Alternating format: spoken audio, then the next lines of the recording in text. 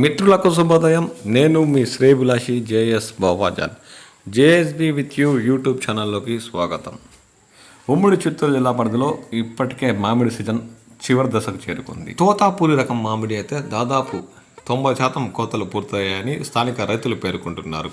ఇక నీలం రకం మామిడి అయితే దాదాపు 80 నుండి 85% మేరకు నీలం రకం మామిడి కోతలు పూర్తయినట్లు స్థానిక రైతులు అంటున్నారు.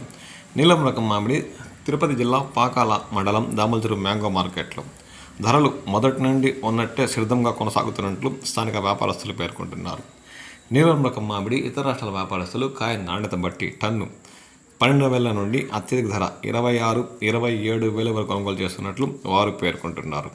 ఇక కలర్ తోతాపూరి రకం మామిడి అయితే సీజన్ చివరి దశకు చేరుకోవడంతో వస్తున్న అరకొర కాయలు కేజీ 12 రూపాయల నుండి అత్యధిక ధర 17-18 రూపాయల వరకు కొనుగోలు చేస్తున్నట్లు వారు పేర్కొంటున్నారు.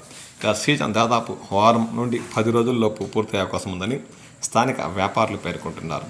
సీజన్ చివరి దశకు చేరుకున్న తోతాపూరి 20 రూపాయల మార్కు అంటే టన్ను 20,000 మార్కు చేరుకోకపోవడంతో స్థానిక తోతాపూరి పండించిన రైతులు కాస్త అసంతృప్తి వ్యక్తం చేస్తున్నారు.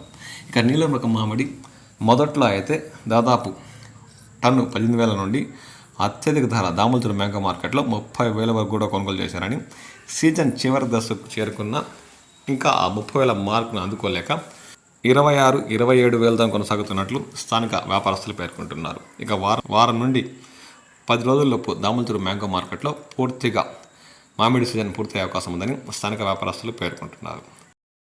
రైతుల నుండి తోటలు కొనుగోలు చేసిన వ్యాపారస్తులు ఇంకా తోతాపూరి నీలం దాదాపు 10 నుండి 15% తోటలను ఉంచడంతో ఇంకా పంట కోతలు కొనసాగుతున్నట్లు స్థానిక రైతులు వ్యాపారస్తులు పేర్కొంటున్నారు.